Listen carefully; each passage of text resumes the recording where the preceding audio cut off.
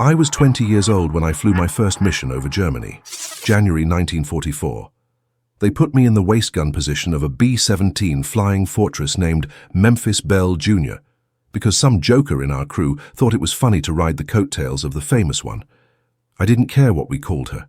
I just wanted to survive long enough to paint my first bomb on the fuselage. My hands were shaking so bad during the pre-flight briefing that I spilled coffee all over my mission notes. The guy next to me, a ball turret gunner from Ohio named Eddie Kowalski, looked at me and said, "First time's always the worst. After that, you're just numb." He was wrong. It never got easier. You just learned to function through the fear. We were part of the 390th Bomb Group, stationed at Framlingham in England. The base was a muddy nightmare of Nissen huts and cold that seeped into your bones no matter how many layers you wore. Every morning at 0400, some poor bastard would come through the barracks shaking bunks, calling out crew assignments.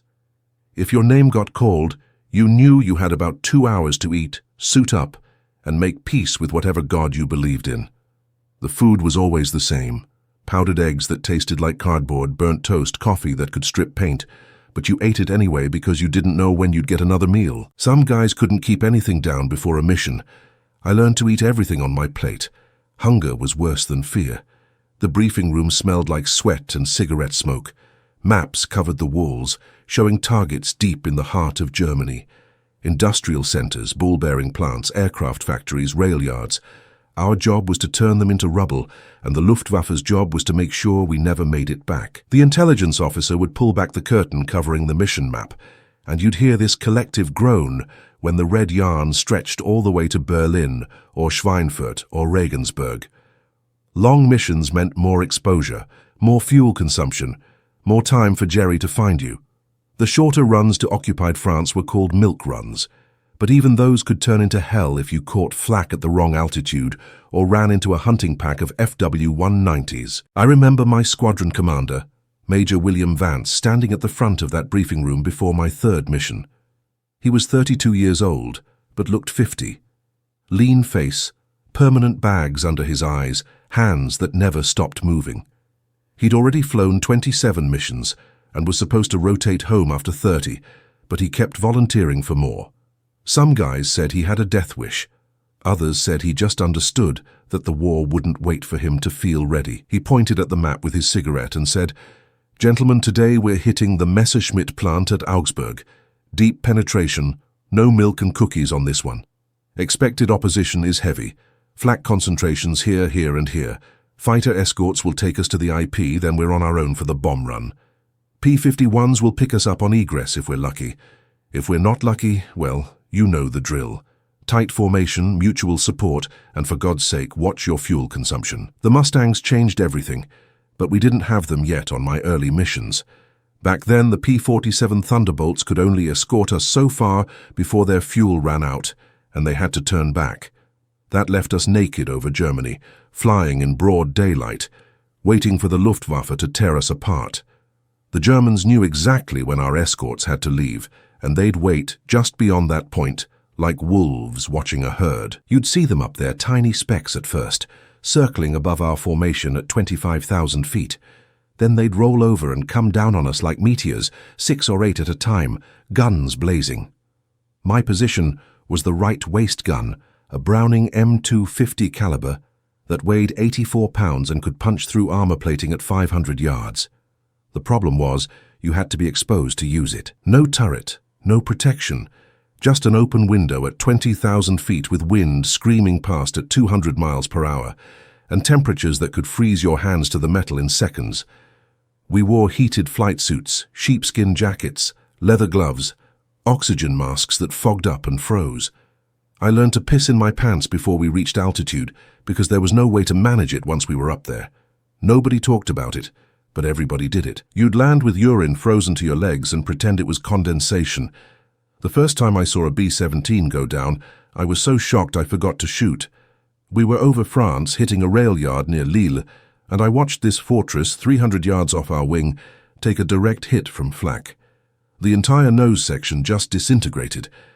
I could see the bombardier and navigator, or what was left of them, tumbling through the air like broken dolls. The plane kept flying for maybe 10 seconds, then rolled over and started spinning. I counted 4 parachutes, there should have been 10. The bomber hit the ground and exploded in a ball of orange fire that I could feel through the fuselage. Our pilot, Lieutenant Hank Morrison, came over the intercom and said, "Eyes on your sectors, keep scanning for fighters." Like we were supposed to just forget what we'd seen. But that's what you did. You forgot, or you went crazy. Morrison was from Nebraska, a farmer's kid who'd learned to fly crop dusters before the war. He had this annoying habit of whistling through his teeth when he was nervous, which meant he whistled pretty much constantly from takeoff to touchdown. But he could fly that B-17 like it was part of his body. I saw him bring us home on 2 engines with half the tail shot away, landing so smooth you barely felt the wheels touch down. He never talked about it afterward, just climbed out of the cockpit, lit a cigarette and walked to the debriefing like it was another day at the office. Our bombardier was a kid from Brooklyn named Sal Benedetto who'd been studying accounting before the war. He had the worst job in the plane during the bomb run because he had to lie flat in the nose, completely exposed to flak, using the Norden bomb site while German shells exploded all around us. The whole plane flew on his instructions for those final minutes. No evasive maneuvers, no defensive action, just straight and level while he lined up the crosshairs. I watched him throw up into his oxygen mask once, then calmly wipe it out and finish the bomb run like nothing had happened. When I asked him how he did it, he said, "I pretend I'm already dead. That way nothing can scare me." The mission that changed everything happened on March 6, 1944. The target was Berlin. Big B, we called it, the most heavily defended city in Europe. Flak so thick you could walk on it. Fighter squadrons stationed all along the approach routes, with orders to stop us at any cost. Our group was putting up 18 bombers, and intelligence estimated we'd lose at least 4. Those were acceptable losses according to command. Tell that to the 40 men who wouldn't be coming home. We took off at 06:30, formed up over the English Channel, and headed east. The weather was shit. Clouds from 5,000 feet all the way up to 20,000. We climbed through it blind, trusting our instruments and hoping we didn't collide with another bomber in the soup. When we finally broke through at 22,000 feet, the sky was so blue it hurt to look at. Contrails streaming behind every aircraft, writing white lines across the sky that the Germans could see from 50 miles away. There was no hiding up there, no sneaking around. You just flew in formation, maintained your position and waited for hell to arrive. The first flak started over Holland, black puffs appearing around us like some giant was throwing fistfuls of soot at the sky. You'd hear the sharp crack when they detonated, feel the shockwave rattle the plane, smell the cordite drifting through the fuselage. Each burst sent thousands of steel fragments screaming through the air at supersonic speeds. If one hit you, it didn't matter if you were wearing armor. It would go through you like tissue paper. I saw a piece of flak the size of my thumb punch through the aluminum skin of our plane, cross the entire waist section, missing me by maybe 6 inches, and embed itself in the opposite wall. It was still glowing red when I touched it. Our P-47 Escort stayed with us until we crossed into Germany just past Hanover. I watched them waggle their wings and peel off, heading back to England. They were low on fuel and had done all they could. From here on, we were on our own. The intercom crackled and Morrison said, "Escorts departing, all gunners stay alert. This is where it gets interesting." Interesting. That was one word for it. The Luftwaffe hit us 20 minutes later. I saw them first. A formation of at least 20 fighters diving out of the sun at 11 o'clock high, FW-190s and Bf-109s, the cream of the German fighter force. Beautiful aircraft, fast and deadly, flown by pilots who'd been killing bombers for years. They knew exactly what they were doing. Attack from the front where our defensive fire was weakest, rake the formation with cannon fire, then zoom past and climb back up for another run. Our top turret gunner, a quiet guy from Montana named Jake Preston, started firing first. I could hear his twin 50s hammering away above my head, spent shell casings raining down on the flight deck. Then they were on us. The noise was unbelievable. Machine guns and cannons firing, engines screaming, metal tearing, men shouting over the intercom. I swung my gun around and squeezed the trigger, watching tracers arc out toward a diving 109. I had no idea if I was hitting anything. You just pointed in the general direction and hoped. The Messerschmitt flashed past so close I could see the pilot's face behind his goggles. Kid looked about 17, Then he was gone, climbing back up for another attack. A B-17 off our left wing took a direct hit from a 20mm cannon. The No. 3 engine exploded in a geyser of flame and oil. The whole wing caught fire. I watched the crew bail out, one after another, parachutes blossoming against the blue sky. But the fire spread too fast. The pilot and co-pilot were still in their seats when the wing folded, and the bomber went into a death spiral. No parachutes from the cockpit. They rode it all the way down. Our own plane was getting chewed up. I heard impacts all over the fuselage, felt the whole aircraft shudder as rounds punched through aluminum. The left waist gunner, a kid named Tommy Chen, who'd been an engineering student at UCLA, suddenly slumped forward against his gun. I crawled over to him, moving carefully in my bulky flight suit, and saw blood spreading across his jacket. Shrapnel had caught him in the shoulder and neck. His oxygen mask was filling with blood. I pulled him back from the gun, laid him flat, tried to put pressure on the wounds while still keeping one eye on my sector for fighters. He looked at me with these wide, terrified eyes and mouthed something I couldn't hear over the noise. I just kept pressing down on his shoulder, watching my gloves turn red, hoping he'd hold on until we got back to base. The German attacks kept coming in waves. They'd learned that the best way to break up our formations was to kill the lead bombers, take out the leaders, and the rest of the formation falls apart, becomes easy pickings. I watched a FW-190 make a head-on attack against our lead bomber, firing continuously, not breaking off until he was maybe 50 yards away. The B-17's nose section disintegrated. Plexiglass, metal and body parts spinning away in the slipstream. The bomber started a slow roll to the right, then the wing clipped another fortress, and both planes went down together, locked in a fatal embrace. I counted 7 parachutes total. 13 men gone in the blink of an eye. But then something changed. I saw new contrails approaching from the west, high and fast. At first I thought it was another wave of German fighters, but these were different. Sleeker, with distinctive bubble canopies and that elegant, deadly shape. P-51 Mustangs. The long-range escorts we'd been promised but never quite believed would show up. They came screaming into the furball at over 400 miles per hour, and suddenly the odds shifted. The Mustangs were faster than anything the Luftwaffe had. They could outturn, outclimb, and outdive the German fighters, and the pilots flying them were good. Really good.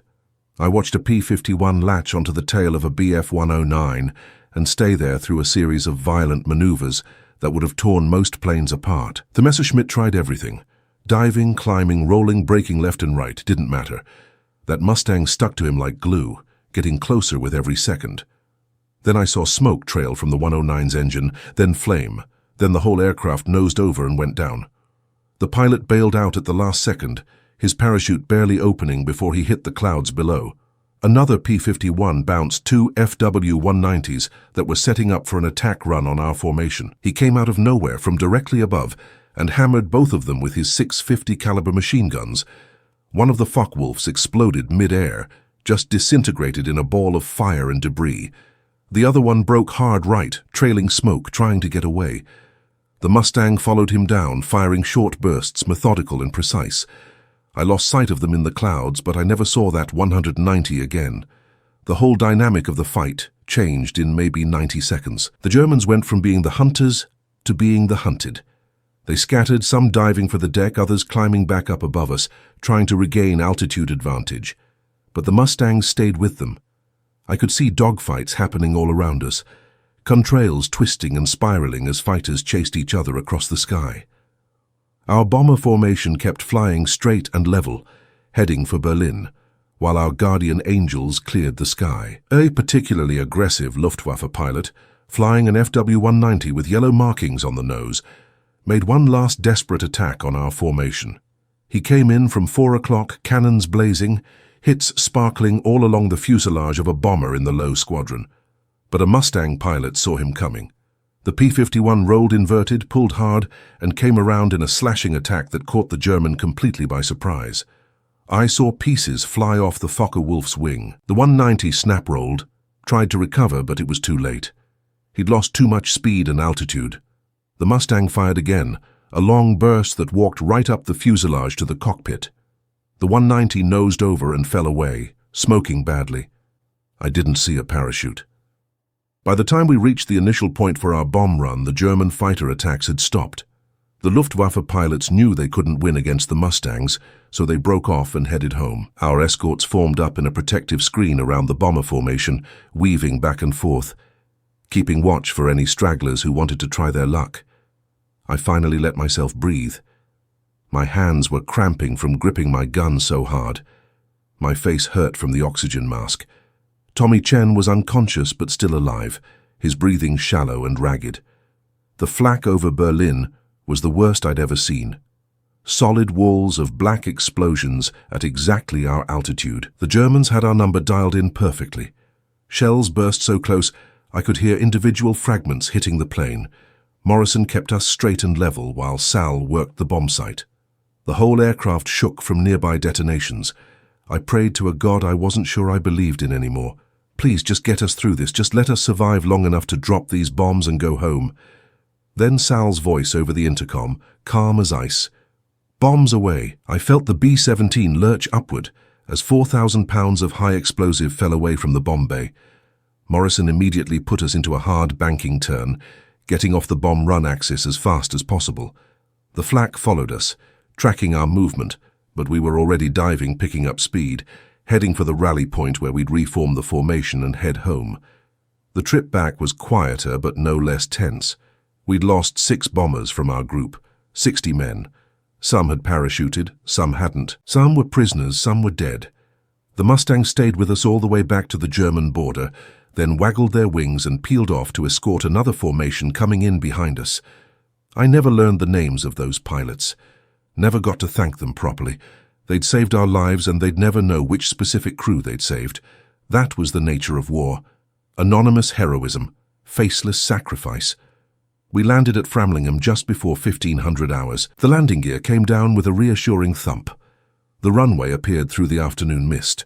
Morrison greased the landing, all 3 wheels touching simultaneously. We taxied to our hard stand and shut down the engines. The sudden silence was deafening after 12 hours of constant engine noise. I helped carry Tommy Chen out of the aircraft. Medics took him straight to the base hospital. I never saw him again.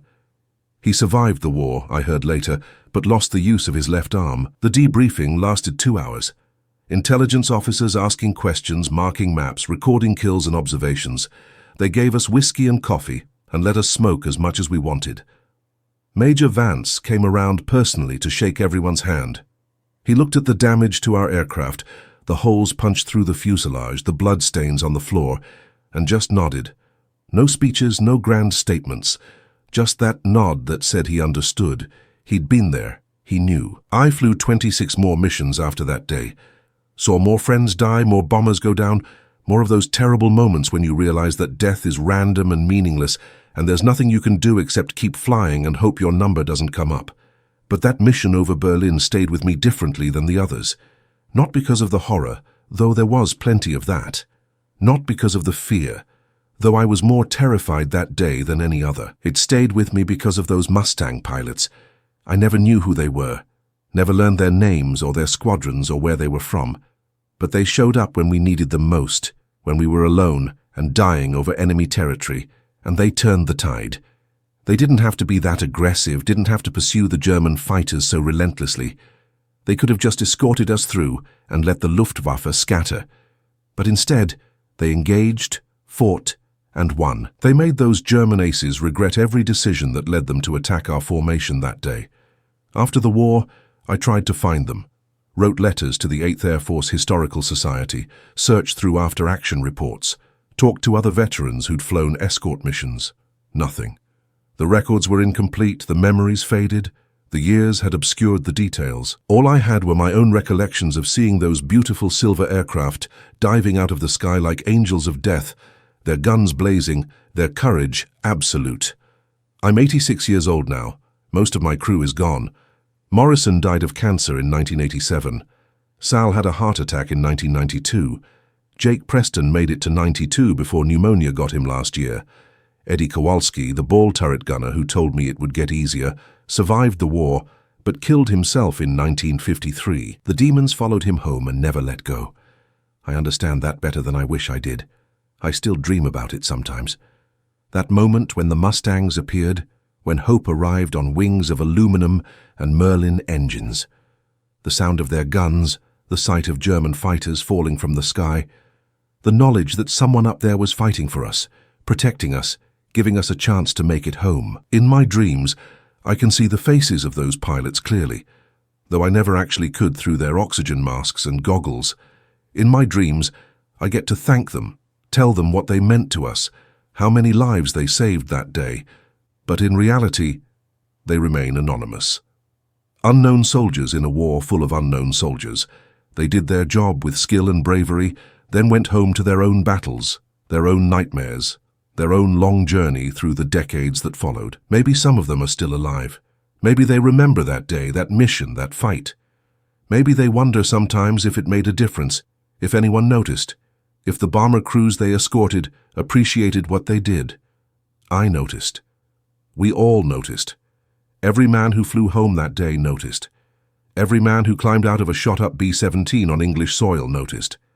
Every man who got to see another sunrise, another cup of coffee, another letter from home noticed. Those Mustang pilots didn't just save our lives that day over Berlin. They gave us futures. They gave us families we wouldn't have had, careers we wouldn't have built, grandchildren we wouldn't have held. They gave us everything, and they never knew our names. The war taught me a lot of things. It taught me that courage isn't the absence of fear, it's functioning despite it. It taught me that death is random and survival is mostly luck. It taught me that war is waste, even when it's necessary. But it also taught me something else. It taught me that sometimes when you're at your lowest point, when the odds are impossible and hope seems lost, someone shows up. Someone you've never met, someone who owes you nothing, someone who's risking their own life for yours. And that act of anonymous heroism, that moment of solidarity in the face of death, that's what holds the line between civilization and chaos. I wish I could tell those pilots what they meant to us. I wish I could shake their hands, buy them a drink, hear their stories, but I can't. All I can do is remember. Remember the way those Mustangs looked diving out of the sun. Remember the sound of their guns. Remember the sight of German fighters falling away in flames and smoke. Remember the feeling of relief, of gratitude, of sudden desperate hope that maybe, just maybe, we were going to make it home after all. So this is my testimony, my witness statement from that day in March 1944, when I watched the Luftwaffe's best pilots attack our formation with everything they had, and our escort fighters made them pay for it. This is me saying thank you, 79 years too late, to men whose names I'll never know. This is me acknowledging the debt I owe to anonymous heroes in silver aircraft who fought like demons and saved our lives. The nightmares still come. The sound of machine guns in the dark, the sight of burning bombers spiraling toward the earth, the smell of blood and cordite and fear. Tommy Chen's eyes as he bled out on the floor, the faces of friends who never came home. All of it lives in my head, as fresh as the day it happened, refusing to fade no matter how many decades pass. But there's one memory that isn't a nightmare, one memory that still brings me comfort when the darkness closes in. It's the memory of seeing those Mustangs arrive, of watching them tear into the German formation with skill and fury, of realizing that we weren't alone, that someone had our backs, that courage and competence and sheer determined aggression could turn the tide even when everything seemed lost. That's what I hold on to. That's what gets me through the hard nights, not the horror, not the loss, not the waste, but the moment when anonymous angels showed up in the sky and fought like hell to bring us home. They made it look easy, made it look graceful, made it look like choreographed violence performed with precision and purpose. But I know it wasn't easy. I know every maneuver risked a stall, every attack exposed them to enemy fire. Every minute they spent protecting us was a minute they weren't protecting themselves. They chose to do it anyway. Chose to engage, chose to fight, chose to put themselves between us and the enemy. And because of that choice, because of their skill and their courage and their absolute refusal to let the Luftwaffe have us, I got to come home, got to walk on English soil again, got to see my family, got to live a life. I've tried to live that life in a way that honors their sacrifice, tried to be worthy of the gift they gave me. I don't know if I've succeeded. Most days I feel like I've failed. But I keep trying. That's all any of us can do. Keep trying, keep remembering, keep telling the stories of the ones who saved us. So here it is, my story. The day Luftwaffe aces attacked our formation and learned that they weren't the only ones who could fight.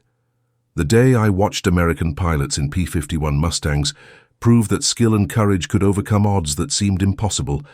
The day I learned what it meant to have someone fight for you without asking for anything in return. I'm old now. The war is ancient history to most people, but to me it's yesterday. It's always yesterday.